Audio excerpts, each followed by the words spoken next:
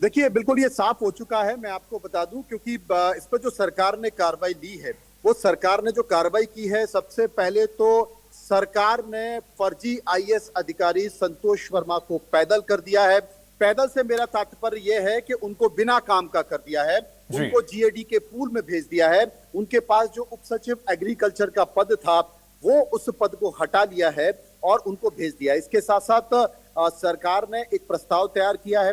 प्रस्ताव में उन तमाम बातों का जिक्र किया है कि कैसे इन्होंने फर्जी डॉक्यूमेंट के आधार पर ये आईएएस ली थी, आईएएस अवार्ड की थी, और इनके ऊपर एक प्रकरण था, शारीरिक शोषण का इनके ऊपर आरोप था। फर्जी आधार पर कूट रचित दस्तावेज तैयार किए, षड्यंत्र किया और उसके बाद डीपीसी के जरिए आईएएस अवार्ड की। और इस आईएएस अवार्ड होने के बाद ये तमाम सारी चीजें आई। आपको बता दी कि दो जगह केंद्रीय कार्मिक मंत्रालय, डॉक्टर जितेंद्र सिंह जो कि प्रधानमंत्री कार्यालय के मंत्री भी हैं, उनको यह प्रस्ताव दिया गया था, और एक प्रस्ताव मुख्यमंत्री डॉक्टर मोहन यादव को दिया गया था, जो कि तमाम बीजेपी के नेता थे। उन सभी ने उन प्रस्तावों में वो बातें दी, वो डॉक्यूमेंट दिए, कोर्ट के ऑर्डर दिए, किस तरीके से ये फर्जीवाड़ा किया गया वो भी उपलब्ध कराया गया। ये सारी चीजें दी, उसके बावजूद भी मध्य प्रदेश की सरकार ने लंबे समय तक इसमें कोई कार्रवाई नहीं की। अब आपको बता दें कि देश में बहुत गिने चुने ऐसे मामले हैं जिसमें आईएएस अधिकारियों को बर्खास्त किया जाएगा। उसमें से एक प्रकरण ये भी होगा कि किस तरीके से, लेकिन बहुत देर हो गई। सरकार ने इस प्रस्ताव को केंद्र को जरूर भेज दिया है। मैं आपको बता दूं कि केंद्र सरकार डीओपीटी मंत्रालय, कार्मिक मंत्रालय को यह प्रस्ताव भेज दिया गया है, जिसमें संतोष वर्मा की बर्खास्तगी के लिए कहा है। और बर्खास्तगी का कारण वही है कि उनके ऊपर इतने सारे प्रकरण थे। जो उनका प्रकरण था जिसमें जस्टिस ब्रजेंद्र रावत ने दो ऑर्डर निकाले, एक बरी करने का ऑर्डर था, दूसरा ऑर्डर उन्होंने निकाला कि जो पीड़िता थी जिसके साथ शारीरिक शोषण हुआ, उस शारीरिक शोषण को उन्होंने राजीनामा ना होने के कारण भी, कंप्रोमाइज ना होने के बावजूद भी वो ऑर्डर निकाल दिया, और उसके बाद संतोष वर्मा आईएएस बहाल हो गए। जब इस बात की जानकारी उस लेडी को लगी तो उसने जीएडी में कंप्लेंट की। कंप्लेंट करने के बाद वो पूरा प्रकरण शिकायत के आधार पर इंदौर पुलिस को भेजा गया, और जब वो प्रकरण भेजा गया तो पता चला कि ऐसा कोई राजीनामा नहीं हुआ। और जस्टिस ब्रजेंद्र रावत को यह पता चला कि वो फंस जाएंगे, तो उन्होंने इस बात की शिकायत कर दी थी कि ये पूरे ऑर्डर जो है वो आईएएस संतोष वर्मा ने तैयार किए।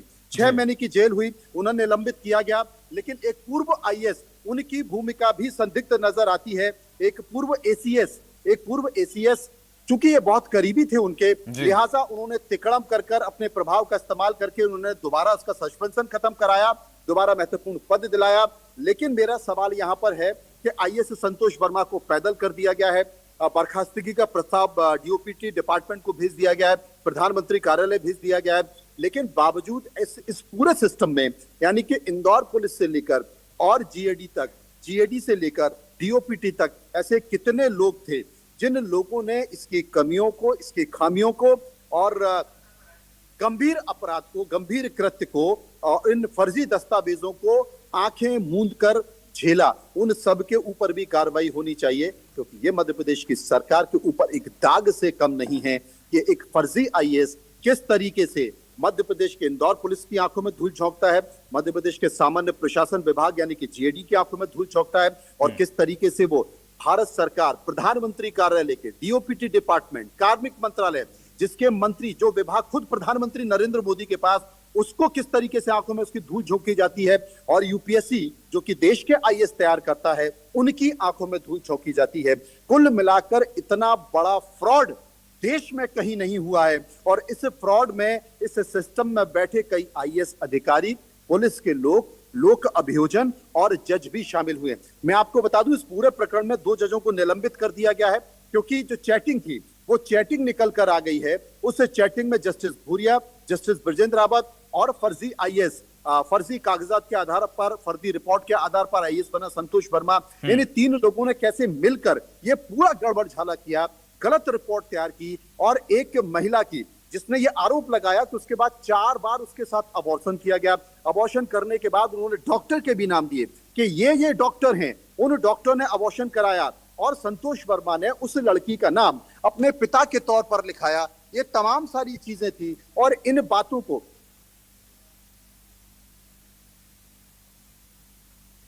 जी सर।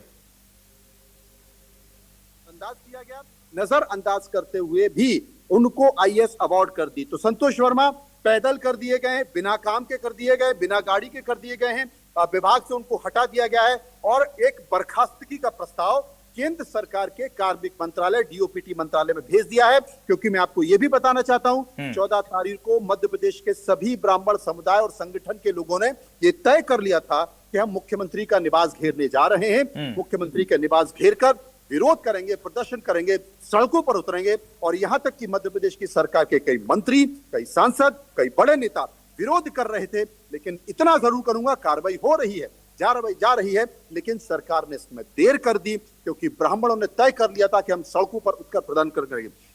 बिहार की विधानसभा में उत्तर प्रदेश के मंत्री, केंद्रीय मंत्री, पूर्व मंत्री, देश के कई लोगों ने कहा कि एक ऐसा आईएएस जो ब्राह्मण समुदाय की लड़की के लिए गलत टिप्पणी कर रहा है, वो ये कह रहा है कि आर्थिक आधार पर आरक्षण तभी खत्म होना चाहिए जब कोई सवर्ण समाज की लड़की मेरे बेटे के साथ रिश्ता बना ले। सोचिए आप कितना आपत्तिजनक बयान दिया, वो भी एक serving officer, civil service rule का सीधा सीधा उल्लंघन था। लेकिन सरकार ने बहुत देर की, जब तय कर लिया ब्राह्मण संगठन के लोगों ने, उनका साथ दिया, सवर्ण समाज के क्षत्रिय लोगों ने, दलित लोगों ने, सभी लोगों ने उनका साथ दिया और कहा कि इस तरह का बयान बर्दाश्त नहीं होगा, हम आपके साथ मौजूद हैं। मैं आपको यह भी बता दूं कि एक अजाक्स संगठन है मध्य प्रदेश में जो दलित वर्ग के केंद्रीय दलित वर्ग के कर्मचारियों का संगठन है। वो संगठन भी खुलकर समर्थन में आ गया कि हम संतोष वर्मा के बयान का समर्थन नहीं करते, किसी भी समाज की बहन बेटी हो उसके खिलाफ इस तरह का बयान नहीं देना चाहिए। और उन लोगों ने भी संतोष वर्मा को बर्खास्त करने की मांग की थी। लिहाजा सभी संगठन, सभी समाज एकजुट हो गया। सरकार अब कार्रवाई कर रही है, लेकिन बहुत देर हो गई। जिस वक्त ये बयान दिया था उसी वक्त कार्रवाई करनी चाहिए। लेकिन सड़कों पर उतरना, भारतीय जनता पार्टी का एक बड़ा वोट बैंक जो कि परंपरागत वोट बैंक है, वो छिटकना, उसकी नाराजगी और उसकी पीड़ा को देखते हुए अब ये प्रस्ताव केंद्र को भेजा जा रहा है। देर सवेर मनोज सर, सरकार को लगा होगा कि अब ये मामला और तूल पकड़ेगा, लेकिन सबसे बड़ा सवाल ये है मनोज सर कि सिस्टम में रह करके एक व्यक्ति इतना रसूखदार हो जाता है कि वो एक के बाद बैक टू बैक बयानबाजी करता है, सिस्टम के खिलाफ ही हाईकोर्ट को लेकर के बयान करता है ये शख्स की हाईकोर्ट में एसटी वर्ग के बच्चों को जज नहीं, सिविल जज बनने नहीं दिया जा रहा, हाईकोर्ट ही नहीं बनने दे रहा। उसके बाद एक बयानबाजी इसकी सामने आती है और डिप्टी सेक्रेटरी पद जैसे पद पर ये पहुंच जाता है। ये कैसे संभव है? देखिए, सबसे बड़ी बात है क्योंकि जो संगठन है वो अजाक्स है। अजाक्स एक फर्जी अजाक्स संगठन है मध्य प्रदेश में, उसका ये प्रांतीय अध्यक्ष है। और वो फर्जी अजाक्स संगठन जो है, इस बात की खुद सरकार ने पुष्टि कर दी, विधानसभा में उसकी जानकारी दी है कि ये फर्जी अजाक्स संगठन है जो कि दलित वर्ग के कर्मचारियों का संगठन है। वो दलित वर्ग, असल में संतोष वर्मा की जो इच्छाएं हैं वो चुनाव लड़ने की, और वो चाहता था कि ज्यादा से ज्यादा जो दलित समुदाय के लोग हैं उनके अंदर ऐसे विचार पैदा किए जाए जो कि उसे राजनीतिक सीढ़ी चढ़ने में फायदा हो। और यही कारण है कि उसने बयान दिया। और बयान देने के बाद शायद उसको ये नहीं पता था कि वो ब्राह्मण समुदाय की लड़कियों को लेकर बयान दे रहा है, लेकिन दलित समुदाय के लोग भी इस बात पर आपत्ति दर्ज करेंगे। और दलित समुदाय मतलब भारतीय जनता पार्टी के राष्ट्रीय संयोजक अनुसूचित जाति मोर्चे के लाल सिंह आर्य, उन्होंने खुद, जो कि भारतीय जनता पार्टी के राष्ट्रीय अध्यक्ष हैं दलित समुदाय के, अनुसूचित जाति मोर्चे के, उन्होंने खुद इस बयान की निंदा की कि यह बयान समाज में वैमनस्यता पैदा करता है, ये बिखराव पैदा करता है। हम संतोष वर्मा के बयान की आलोचना करते हैं। कई बीजेपी के नेताओं ने आलोचना की, लेकिन इसलिए कार्रवाई नहीं हुई क्योंकि कहीं ना कहीं मुख्यमंत्री कार्यालय से लेकर, मुख्य सचिव कार्यालय से लेकर, जो मैं आपको बता रहा हूं एक पूर्व एसीएस अधिकारी हैं, उन्होंने पूरी कोशिश की कि किसी भी तरीके से संतोष वर्मा को बताने की कोशिश की। सरकार को डराया, मुख्यमंत्री कार्यालय को डराया कि अगर इस पर कार्रवाई होगी तो दलित संगठन नाराज हो जाएगा, दलित सड़कों पर उतर आएंगे। वो कई दिनों तक सरकार को डराते रहे और उसका परिणाम ये हुआ कि बहुत देरी हो गई और भारतीय जनता पार्टी में इस बात को लेकर नाराजगी व्यक्त की गई, संघ में नाराजगी व्यक्त की गई, संगठन में नाराजगी व्यक्त की। और सबसे बड़ी बात, आप कल्पना कीजिए, जो सामान्य प्रशासन विभाग है वो मुख्यमंत्री के पास है, जो कार्मिक मंत्रालय, डीओपीटी मंत्रालय भारत सरकार का, वो मोदी जी के पास है, नरेंद्र मोदी के पास है। उसके बावजूद भी इतना ज्यादा देरी कि पहले एक समुदाय की लड़कियों के बारे में गलत टिप्पणी, संबंध बनाने की बात की गई,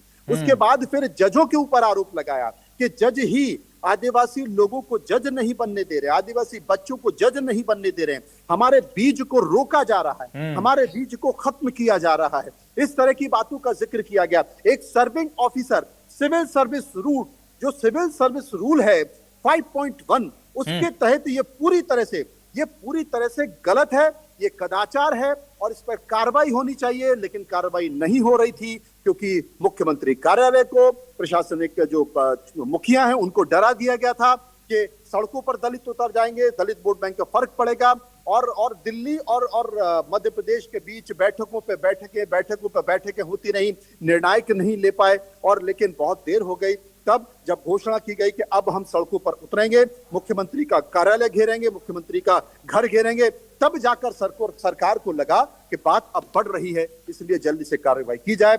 लिहाजा अब सुनील वर्मा को पैदल कर दिया गया, उनको बर्खास्तगी का प्रस्ताव भेज दिया गया है।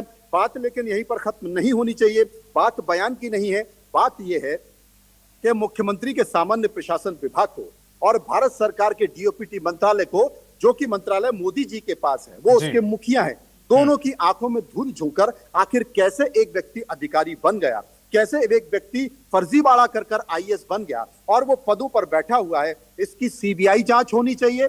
जितने भी लोग इसमें इन्वॉल्व हैं उनको जेल जाना चाहिए, क्योंकि भारतीय प्रशासनिक सेवा का पद एक बहुत महत्वपूर्ण पद होता है और इसमें देश के बुद्धिजीवी होते हैं। लिहाजा ये देश के साथ धोखा है, उन लोगों के साथ भी धोखा है जिनका हक मारा गया है। इसकी सीबीआई जांच होकर जो लोग जिम्मेदार हैं उन्हें जेल भेजना चाहिए। शुक्रिया। चलिए, बहुत शुक्रिया सर, बहुत शुक्रिया तमाम जानकारी साझा करने के लिए। और देखिए, इस फर्जी आईएएस संतोष वर्मा को अब बर्खास्त किया जा सकता है, बहुत बड़ी कार्रवाई हो सकती है इसके ऊपर, और देर सवेर आप देखेंगे कि ये इसके बर्खास्तगी की सूचना भी आपको मिल जाएगी। चलिए, फिलहाल के लिए बस इतना ही। खबरें लगातार जारी है, देखते रहिएगा न्यूज़।